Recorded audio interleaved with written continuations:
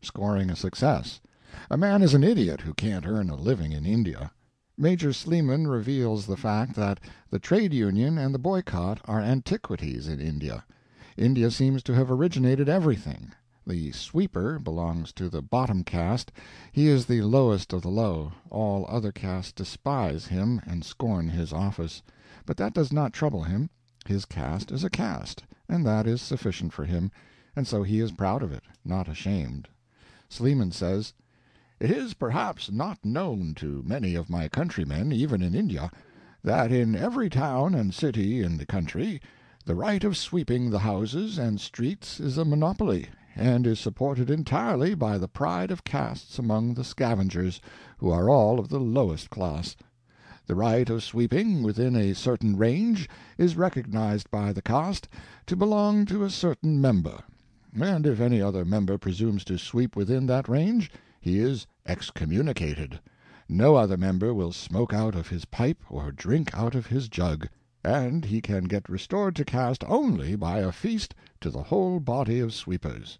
If any housekeeper within a particular circle happens to offend the sweeper of that range, none of his filth will be removed till he pacifies him, because no other sweeper will dare to touch it. And the people of a town are often more tyrannized over by these people than by any other." A footnote by Major Sleeman's editor, Mr. Vincent Arthur Smith, says that in our day this tyranny of the Sweepers Guild is one of the many difficulties which bar the progress of Indian sanitary reform.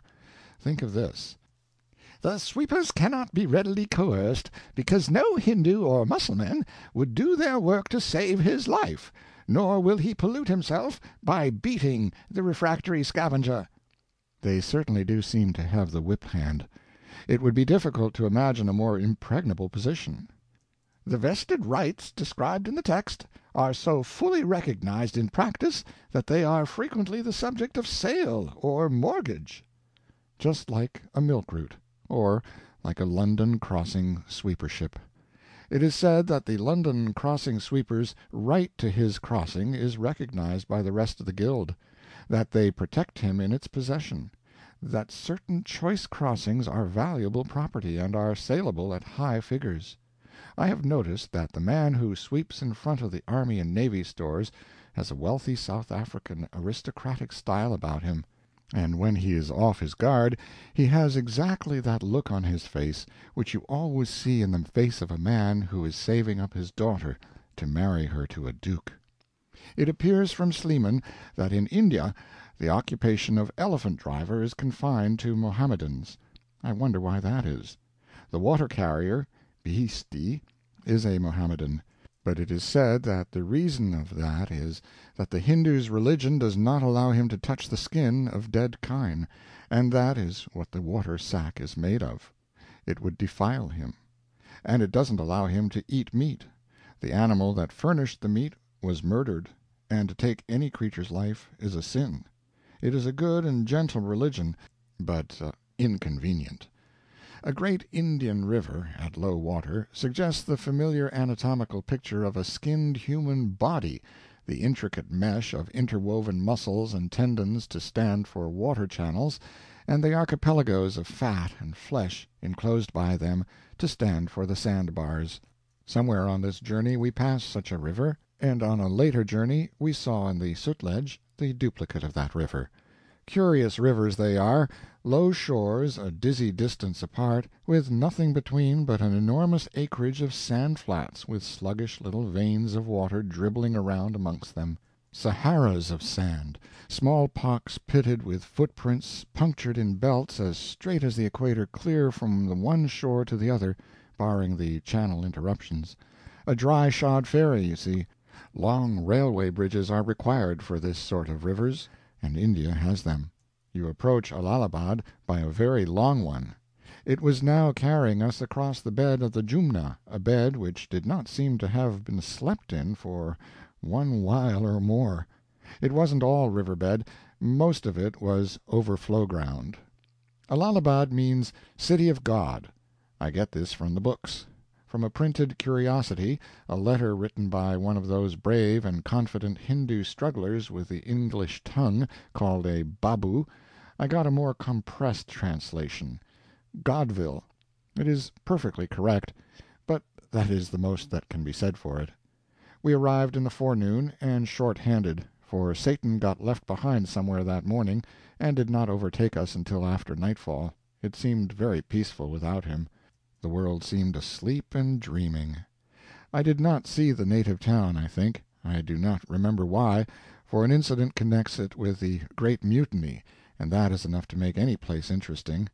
But I saw the English part of the city. It is a town of wide avenues and noble distances, and is comely and alluring, and full of suggestions of comfort and leisure, and of the serenity which a good conscience buttressed by a sufficient bank account gives. The bungalows dwellings stand well back in the seclusion and privacy of large enclosed compounds, private grounds, as we should say, and in the shade and shelter of trees.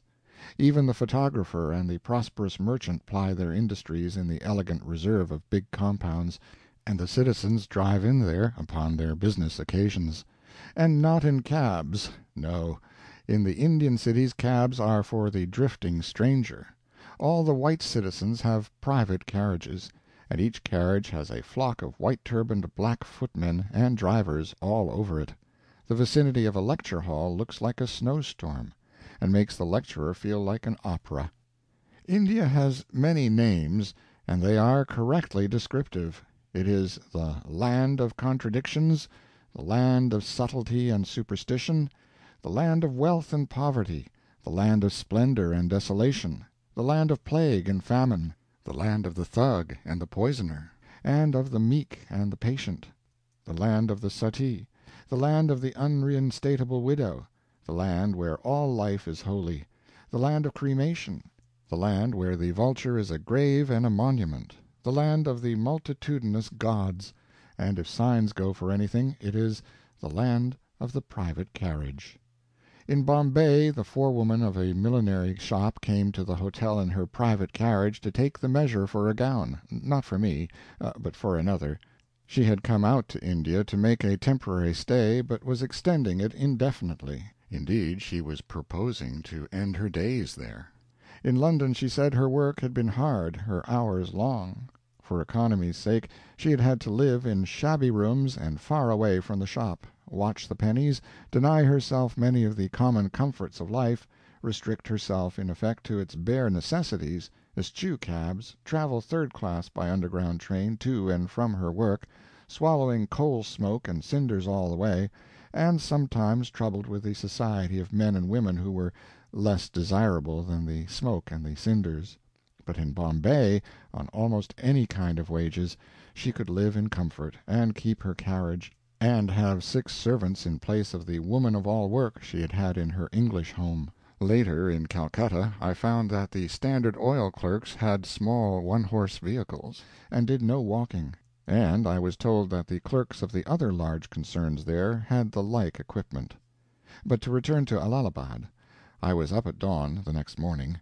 In India the tourist servant does not sleep in a room in the hotel, but rolls himself up head and ears in his blanket and stretches himself on the veranda, across the front of his master's door, and spends the night there.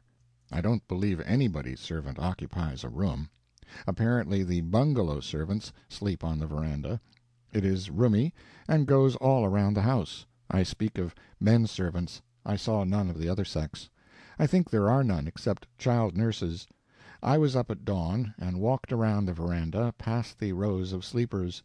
In front of one door a Hindu servant was squatting, waiting for his master to call him. He had polished the yellow shoes and placed them by the door, and now he had nothing to do but wait.